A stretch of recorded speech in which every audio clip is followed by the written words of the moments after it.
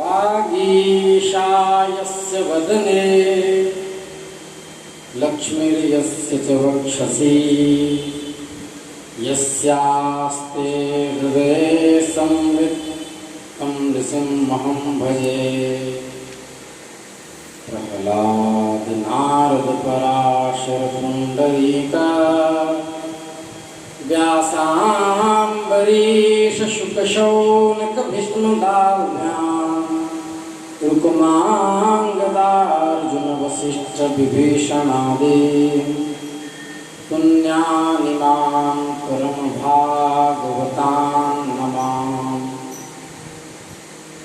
अच्युतं केशवं रामनारायणं कृष्णदामोदरं वासुदेवं हरे। ठाकुर हमरे रमण बिहारी, हम हैं रमण बिहारी के। कोई भला कहे कोई बुरा कहे, हम हो चुके रमण बिहारी के। साधु सेवा धर्म हमारा, काम न दुनियादारी से। कोई भला कहे कोई बुरा कहे, हम हो चुके रमण बिहारी के। ठाकुर हमरे रमण बिहारी, हम हैं रमण बिहारी के। श्री वृंदावन बिहारी लाल की जय। नमः पार्वती पतये, हर हर महादेव। हरिशरणम।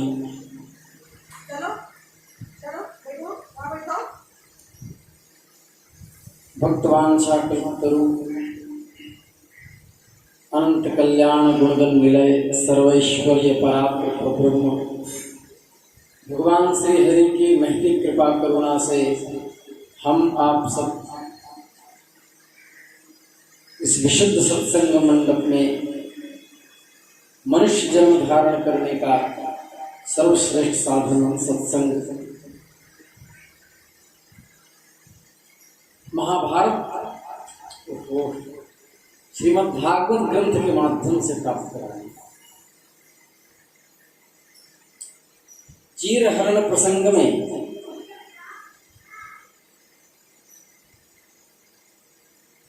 बहुत सारी शंकाएं उद्दीप्त होती हैं। सबसे पहले श्री कृष्ण ने ये जानते हुए गोपियां नग्न स्नान कर रही हैं, फिर उनका वस्त्र चुराया।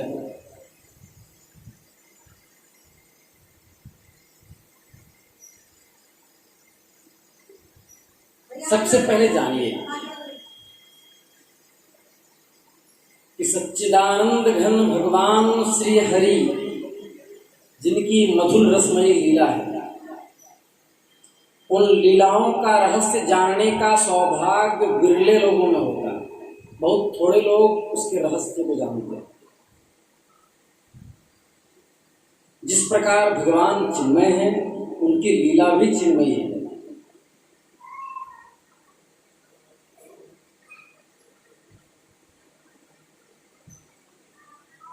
सच्चिदानंद घन भगवान की जो रसमयी लीला साम्राज्य के उस परमोन्नत शिखर पर स्थित है, और लीला इस स्थिति से हुआ करती है कि कई बार ब्रह्म साक्षात्कार प्राप्त महापुरुष भी धोखा खा जाते हैं।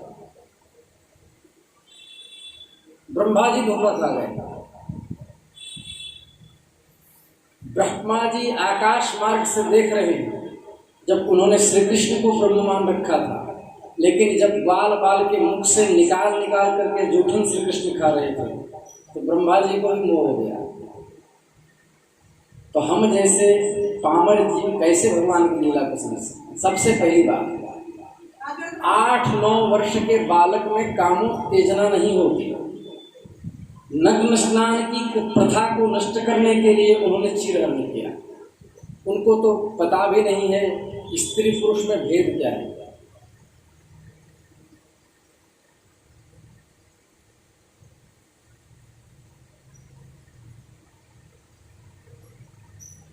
इसलिए चीरहरण लीला केवल वरुण देवता का और यमुना जी का जो अपमान हो रहा था, लोगों को शिक्षा देने के लिए कि नग्न स्नान शास्त्र विरुद्ध है, शास्त्र वर्जित है, शरीर पर एक वस्त्र होना चाहिए, आवरण होना चाहिए। दूसरा, तो पीछे मैं कह चुका हूं कि भगवती स्वरूपा गोपियां अपने श्रीअंग को ढक कर के बाहर निकली, अर्थात भक्ति और ब्रह्म में एक आवरण बन रहा था। उस आवरण को हटाने के लिए भगवान ने लीला किया। एक दिन भगवान श्री कृष्ण बलराम जी और ग्वाल बाल के साथ गौवे चराते हुए वृंदावन से बहुत दूर निकल गए। ग्रीष्म ऋतु थी, सूर्य की किरणें बहुत प्रखर हो रही थी, परंतु घने घने वृक्ष भगवान श्री कृष्ण के ऊपर छत्ते का काम कर रहे थे।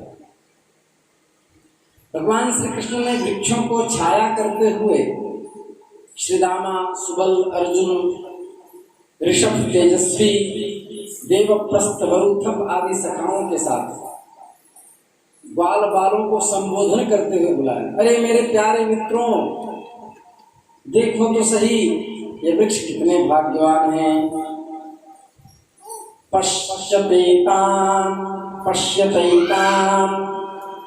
महाभागान परार्थैकांत जीवितान वातवर्षात् अपहिमान् सहन्तो वारयन्ति नः। ये स्वयं तो हवा के झोंके, वर्षा, धूप और पाला सब कुछ सहते हैं, परंतु हम लोगों की उनसे रक्षा करते हैं। इन वृक्षों को देखो, ये धूप सहते हैं, बरसात सहते हैं, पाला सहते हैं, आंधी तूफान सहते हैं, लेकिन हम लोगों को छाया देते हैं। मैं कहता हूं इन्हीं का जीवन सबसे श्रेष्ठ है। परोपकाराय वहन्ति नद्याः परोपकाराय फलन्ति वृक्षाः।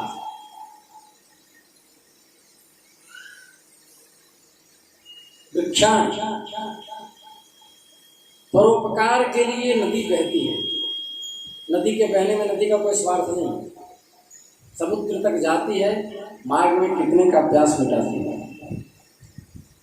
वृक्ष फल उत्पन्न करते हैं, बढ़िया बढ़िया चौसा मालदा आम आ रहा है, तो क्या जिस वृक्ष ने उसको उत्पन्न किया वो उसका रसास्वादन किया? नहीं, परोपकार किया दूसरे के लिए। इनका ही जीवन श्रेष्ठ है, क्योंकि इनके द्वारा सभी प्राणियों को सहारा मिलता है।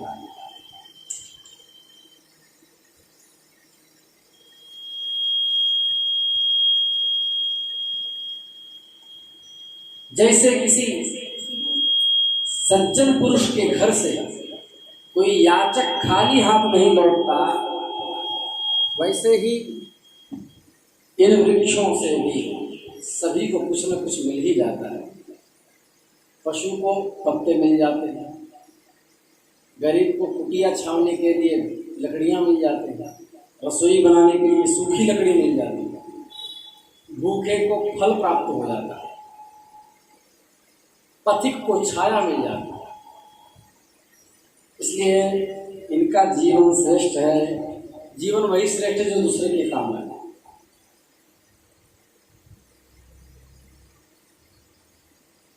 है आँख वो जो राम का दर्शन किया करे, है शीश जो प्रभु चरण में वंदन किया करे, बेकार वो मुख है जो रहे व्यर्थ बातों में, मुख वो है जो हरि नाम का सुमिरन किया करे। हस्तस्य भूषणम दानम, हाथ के आभूषण क्या है? दान करना।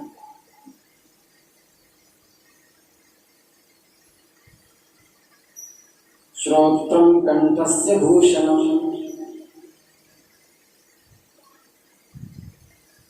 जो दूसरे के काम आए वही शरीर सार्थक है।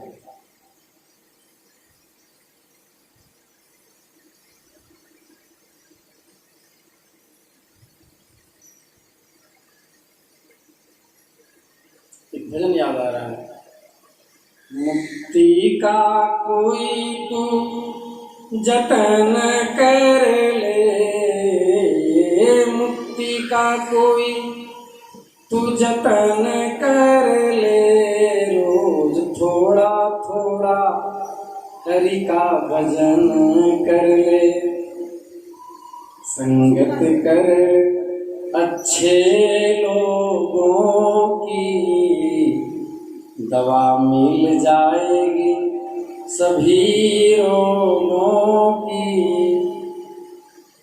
आत्मा से प्रभु का मिलन कर ले, आत्मा से प्रभु का मिलन कर ले, रोज थोड़ा थोड़ा हरि का भजन कर ले, मुक्ति का कोई तू जतन कर ले, मुक्ति का कोई तू जतन कर ले, रोज थोड़ा थोड़ा हरि का भजन कर ले, वही शरीर सार्थक है। संसार में प्राणी तो बहुत हैं, परंतु उनके जीवन की सफलता इतने में ही है कि जहां तक हो सके, श्री कृष्ण कह रहे हैं, प्राणैरर्थे धिया वाचा श्रेयः एवाचरेत् सदा। इतने में ही है कि जहां तक हो सके अपने धन से, विवेक विचार से, वाणी से, प्राणों से भी ऐसा ही कर्म किया जाए जिससे दूसरे की भलाई। इसलिए मानव सेवा संघ के श्री स्वामी शरणानंद जी महाराज कहते थे कि मेरे नाथ, आप अपनी सुधामयी सर्वसमर्थ पतित पावनी अहेतु की कृपा से दुखी प्राणियों के हृदय में त्याग का बल, सुखी प्राणियों के हृदय में सेवा का बल प्रदान करें, जिससे वे सुख दुख के बंधन से मुक्त होकर आपके पवित्र प्रेम का आस्वादन कर कृतकृत्य हो जाएं। इससे वर्णन करते हुए यमुना जी के तट पर हरे भरे उपवन से गुजरते हुए भगवान और ग्वाल बालों को भूख लगाई। उसी समय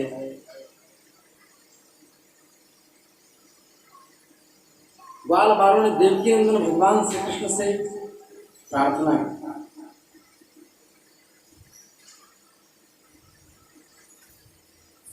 कहा मुझे बहुत भूख लगी। श्री कृष्ण ने कहा, मथुरा की जो भक्ता ब्राह्मणी थी, उन ब्राह्मण पत्नियों पर कृपा करने के लिए लीला रची। भगवान का मेरे प्यारे मित्रों, यहाँ से थोड़ी दूर पर वेदवादी ब्राह्मण स्वर्ग की कामना से युक्त होकर आंगिरस नाम का यज्ञ कर रहे हैं। तुम उनकी यज्ञशाला में जाओ और मेरे भेजने से वहां जाकर तुम लोग मेरा नाम और बलराम जी का नाम लेना और कुछ खाने को मांगना, थोड़ा सा भात और शाक और भोजन की सामग्री मांग लेना। जब भगवान ने ऐसी आज्ञा दी तब ग्वाल बाल उन यज्ञशाला में ब्राह्मणों के पास गया, दंडवत प्रणाम करके हाथ जोड़ करके श्री कृष्ण का नाम दिया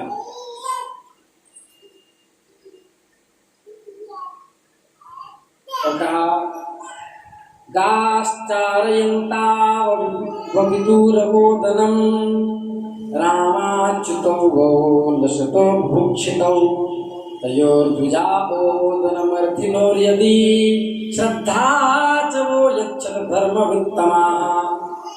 भगवान बलराम और श्री कृष्ण गौवे चराते हुए यहाँ से थोड़ी दूर पर आए हुए हैं, उन्हें भूख लग गई है।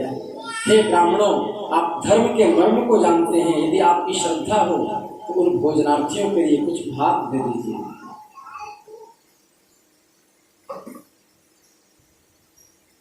इस प्रकार भगवान के अन्न की बात सुनकर, अन्न मांगने की बात सुनकर भी ब्राह्मणों ने उनकी बात पर ध्यान नहीं दिया। स्वर्गादि तुच्छ फल में उलझे हुए परब्रह्म परमेश्वर का भी तिरस्कार कर रहे हैं।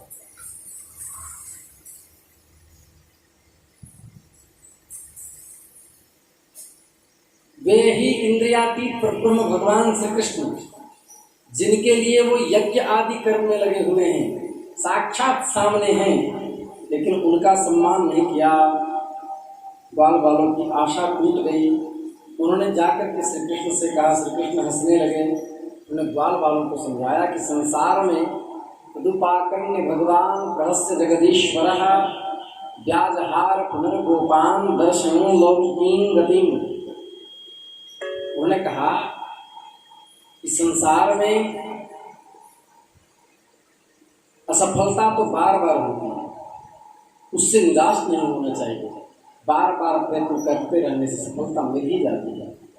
मेरे प्यारे ग्वाल बालों, इस बार तुम लोग उनकी पत्नी के पास जाओ और उनसे कहो कि राम और श्याम आए। तुम जितना चाहोगे उतना भोजन वो तुम्हें दे देंगी। आगे कथा कल कहेंगे। श्री वृंदावन बिहारी लाल की जय।